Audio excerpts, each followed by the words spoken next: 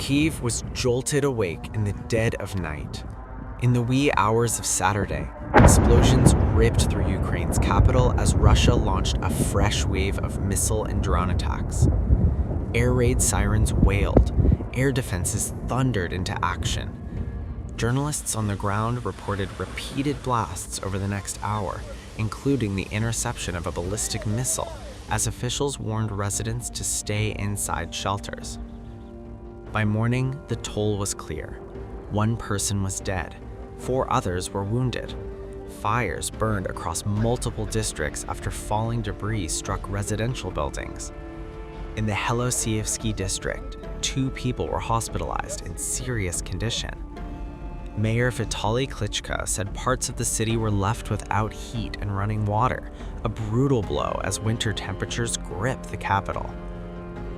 Damage was reported in Desnyansky, Dniprovsky, and Salomyansky districts.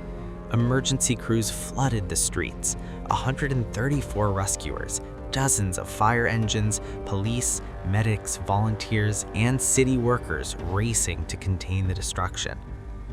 Kyiv was not alone.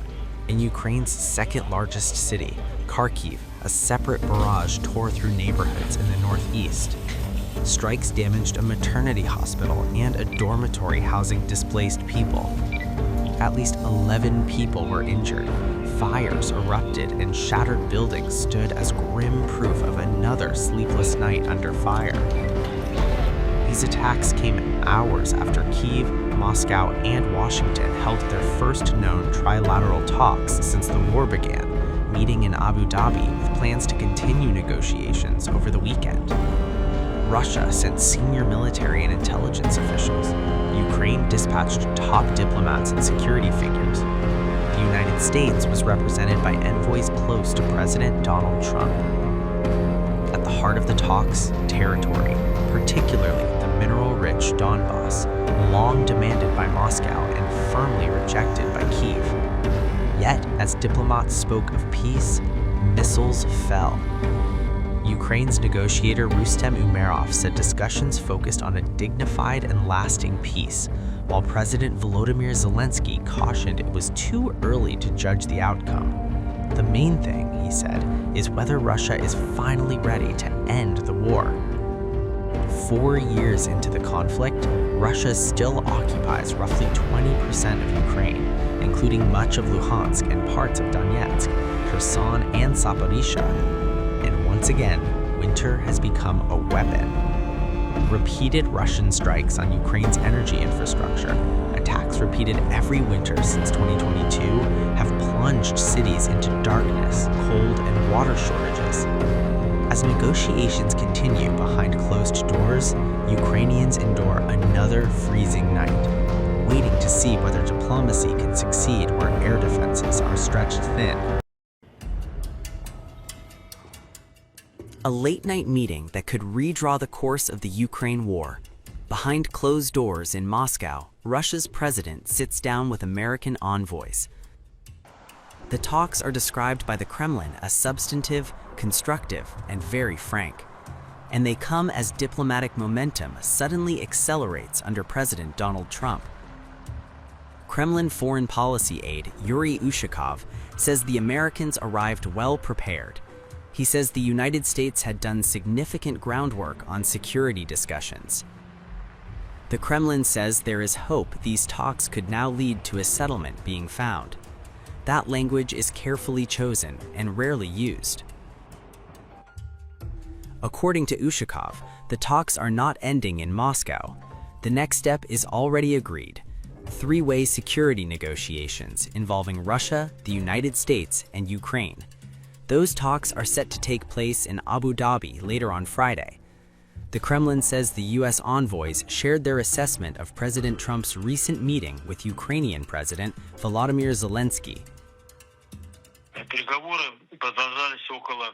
The talks lasted approximately 4 hours and were exceptionally substantive, constructive, and I would say extremely frank and trusting. The interlocutors, as is well known, had arrived from Davos, where literally before their flight to Moscow, they had participated in a series of events with their president, Donald Trump. including those related to the Ukrainian settlement. Со своим президентом Дональдом Трампом, в том числе в тех, которые касались украинского урегулирования. Сейчас 4 часа 15 минут. It is now 4:15 in the morning, and it's just the right time to inform you about the negotiations that took place yesterday and today in the Kremlin. This year, a meeting was held between the President of Russia, Vladimir Vladimirovich Putin, and the Special Representative of the U.S. President, Steve Witkoff, along with Jared Kushner and Josh Grunbaum. The latter participant is a senior advisor to the White House, a specialist in economic affairs, who joined the American team for the first time. The negotiations lasted about 4 hours and were exceptionally supportive, constructive, I would say extremely frank and trusting. The interlocutors reportedly came from Davos, where they participated in a series of events with their president, Donald Trump, up until the summer. In Moscow, including those concerning the Ukrainian settlement. They shared firsthand their impressions and fresh assessments of the U.S. President's meeting in Davos with Zelensky, at which both Witkoff and Kushner were personally present.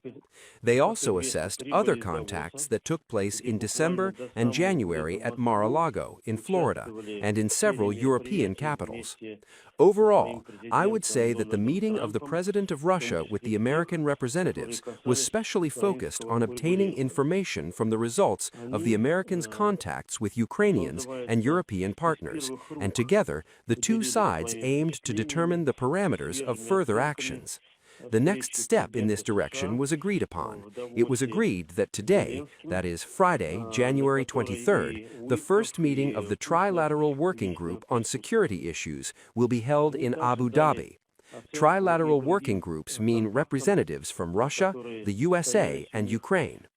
Additionally, in Abu Dhabi, leaders of the Bilateral Economic Affairs Group will meet. This is a bilateral group, meaning Russia and the USA, Kirill Dmitriev and Steve Witkoff. Our security working group is already formed and will depart for the Emirates in the coming hours. It includes representatives from the Ministry of Defense's leadership, headed by the Chief of the Main Directorate of the General Staff, Admiral Kostyukov. I will say that just now, our delegation received specific instructions from the President of Russia, taking into account all the details of today's conversation with the Americans. The main thing established during these negotiations between our President and the Americans was once again confirmed that without resolving the territorial issue as agreed in Anchorage, the point is that all statements today speak about the greatest disorder on the battlefield, where the Russian armed forces have a strategic initiative. At the Kremlin meeting, the initiatives were also discussed Donald Trump about the creation of the Peace Council, as well as a whole range of regional issues and the situation around Greenland. During the exchange of views on the Peace Council, our preparedness to allocate $1 billion from the previously frozen Russian assets, frozen by the former U.S. administration, to this structure's budget was emphasized. Other funds from our frozen U.S. reserves could be directed towards the restoration of territories affected by combat actions after a peace treaty between Russia and Ukraine is concluded. The discussion on this topic will continue in the Bilateral Economic Group. I would especially like to note that the issues of further development of bilateral Russian-American relations were discussed conceptually, based on the enormous potential for cooperation between our countries in various fields. The American representatives are already drafting certain plans that could be implemented after the Ukrainian conflict is settled.